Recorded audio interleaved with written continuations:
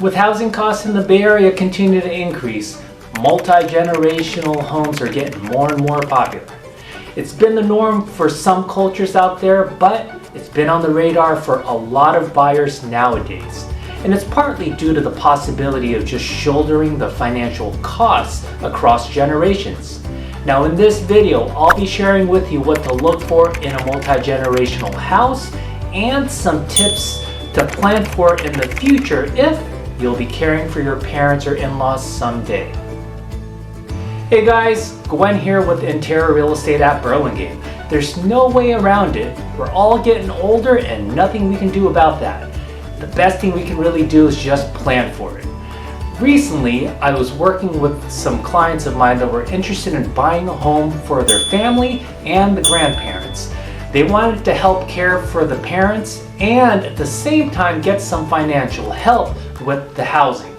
Now in this particular scenario, both the buyers and the grandparents were still working at the time, and the bulk of the down payment was coming from the grandparents. So first off, you're going to want to understand what the multi-generational family needs. So typically they're going to want separate units with its own separate and private entrances just to give you that extra privacy. And ideally they want something that's side by side because they don't want anybody above or below them to hear each other's footsteps or whatnot. So side by side's ideal. However, here in the Bay Area, it's not as common to find side-by-side units out there. So typically what you're going to find a lot of are stacked units where there's a primary unit above, which is the bigger unit, and then the secondary, the smaller unit would be below or the ground floor. And then this next thing we're going to want to figure out is whether if your clients have some type of needs, special needs for the family. Do they have kids? Do the parents require some type of assistance getting in and out of the unit? Or do you anticipate the grandparents needing that type of assistance? So typically grandparents, it's best for them to be on the ground floor, so those no stairs or very minimal steps to get into the unit, because you're going to want to anticipate sometime in the future they might need a walker, perhaps a wheelchair. It'll just make everyone's life and the transition as they get older a lot easier if they're already on the ground floor.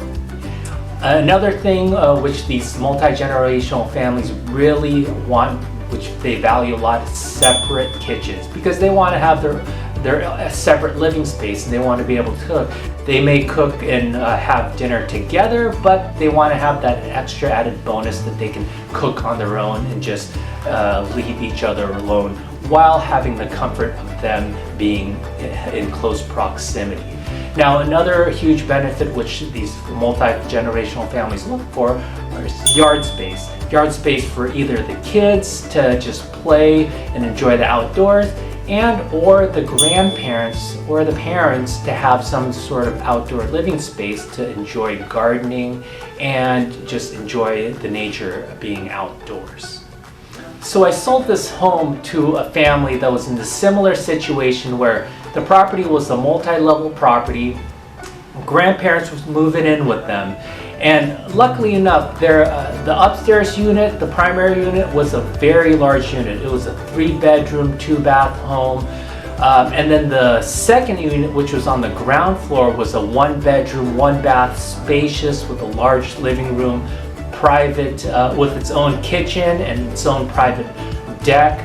It was a beautiful setup and it worked out perfectly because the grandparents was able to easily get in and out of the unit. Although they really didn't need that assistance at the time, they were still working, very active, moving around, they were driving, but it was good for them to at least have, because they were anticipating for the future, which they possibly could need like a walker, and it would just make their life so much more difficult if they had to go up the flight of stairs. Luckily, the flight of stairs that the upstairs unit that the family got was perfect for them.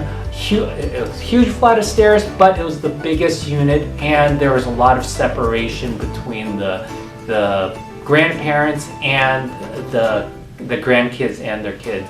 And so it just worked out perfectly for them. So another scenario that I had was that the grandmother was recently sold their home. She was moving in with her daughter and their family and the grandkids to help also supplement their income purchasing the property and having housing. So it worked out great for them.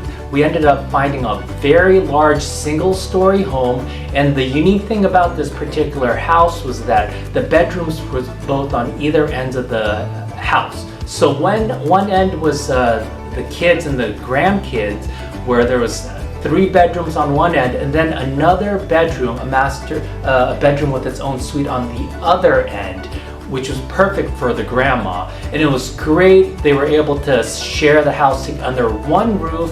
And in the middle, the common area was the large kitchen, open kitchen, living room, and the pool was in the backyard in the middle, which was the great common ground. They had their own privacy, and yet was still close enough to see each other every day and spend time together as his grandmother enjoyed spending time with the grandkids. So the space worked out perfectly for that scenario. There are a few layouts of houses that are ideal for multi-generational family needs. So one comes to mind is homes with a large basement or spacious downstairs. Usually enough for 1 to 2 bedrooms, a full bathroom, a family room, and a kitchen. So something with like a spacious basement or spacious downstairs is ideal. Take a look at some of these pictures that are very common that we see here in the area. So as you can tell, they're completely separate units for privacy, or just part of the same house where they're separated just by stairs and they share the same entrance. They're very large downstairs or typically basements. A lot of homes, older homes, were built this way in the past, so you can find homes nowadays that are either finished, it's been converted to this space, or they're even very raw, not finished, but they have the space for the potential for you to build out. Now, these have all separate bathrooms, separate kitchen, and a lot of the homes that you see here in the area are a mix of either permitted or unpermitted living space, meaning that the homeowner at the time had a choice either to do it with permits, which at the time took a lot longer, or they just did it without permits. They just did it without letting the building inspectors of the city know, built out the space with the bedrooms, the bathrooms, the kitchen, and then just used it as a second living space throughout the years.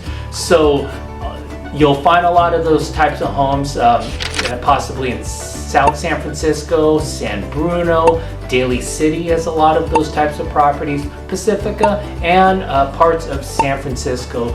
You'll see a lot of these second units built out either with permit or without permits. So the next layout that comes to mind are duplexes or multi-family properties. So these are properties that were built out to have 2, 3, or 4 units in there. So typically the 2 units, the duplexes, have individual kitchens, private entrance, possibly separate meters, so they're completely independent of each other, completely separate, either side by side or stacked on top of each other, and that's how the property was originally built. And typically these units are very similar in size, or maybe one unit is just slightly bigger than the other, either like a 2-bed, 1-bath on one and then a 1-1 on the other.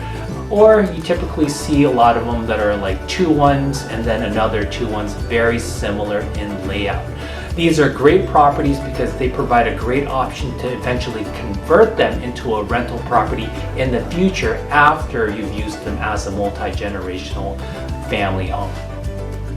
So a third option that comes to mind are accessory dwelling units.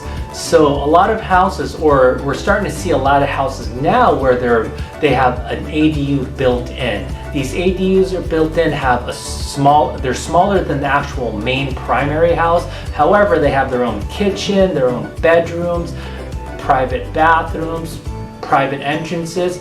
They could either be attached to the existing primary house or completely separate as a detached accessory dwelling unit. So the reason why we're seeing a lot of these is because recently California passed a new law that actually made it easier for homeowners to build these ADUs onto their property.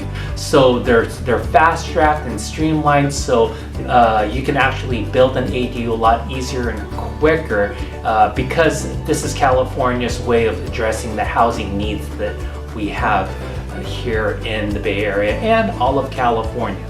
So these ADUs are completely independent. They could either be separate meters or they could be meters that's attached to the primary house. However, they're completely separate units and independent. I actually have a client that's planning to build an ADU right now for his parents in the future. Parents really don't need it yet, but he anticipates needing that space. So he's actually going through the permitting process now and planning to build a nice little 1-bedroom or a 2-bedroom with a bathroom ADU just next to his property, next to his primary house.